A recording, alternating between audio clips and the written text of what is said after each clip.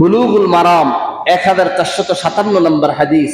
রাসূলুল্লাহ সাল্লাল্লাহু আলাইহি ওয়াসাল্লাম বলছেন, আল্লাহ তাআলা ওই বান্দার উপর খুশি হয় যে বান্দার উপর তার মা বাবা খুশি। আল্লাহ তাআলা ওই বান্দার উপর অসন্তুষ্ট হন যে বান্দার উপর তার মা বাবা অসন্তুষ্ট। আমার মতো যুবক ভাইয়েরা কথায় কথায় মায়ের সাথে ধমক দিয়ে কথা বলে, আমার মতো যুবক ভাইয়েরা কথায় কথায় বাবার সাথে ধমক দিয়ে কথা বলে। মাকে চুপ করায়, চুপ করে থাকেন, আপনি বুঝবেন না। মায়ের সাথে গালি দিয়ে কথা বলে, বাবার সাথে খারাপ ভাষায় কথা বলে। আমি বলি, ভাই, আমার মা বাবা যদি নাই বুঝতো আমি দুনিয়াতে আসলাম কি করে? আমি যে দুনিয়াতে আসলাম এটাই প্রমাণ করে আমার মা বাবা আমার থেকে বেশি বুঝে।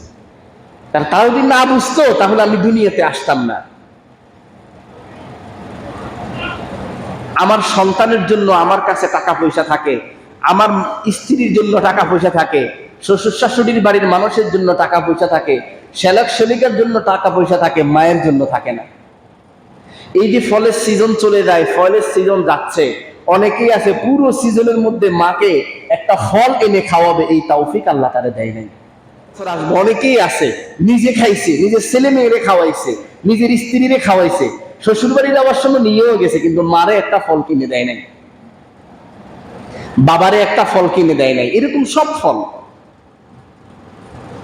রাসূলুল্লাহ সাল্লাল্লাহু আলাইহি ওয়াসাল্লাম বলছেন, কবীরা গুনার মধ্যে অন্যতম একটা কবীরা গুনাহ হচ্ছে উকুকুল ওয়ালিদাইন, মা বাবার অবাধ্য হওয়া। রাসূলুল্লাহ বলছেন, কিয়ামতের আলামতের অন্যতম আলামত হচ্ছে তুমি দেখবা যখন সন্তানেরা মা বাবার অবাধ্য হবে।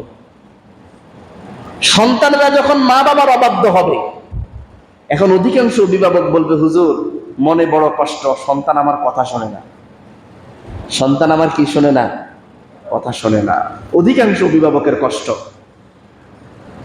ছোট বাচ্চারাও, আমরা যারা আছি আমরাও শুনি না, আর যারা বড় হয়ে গেছে তারাও শোনে না।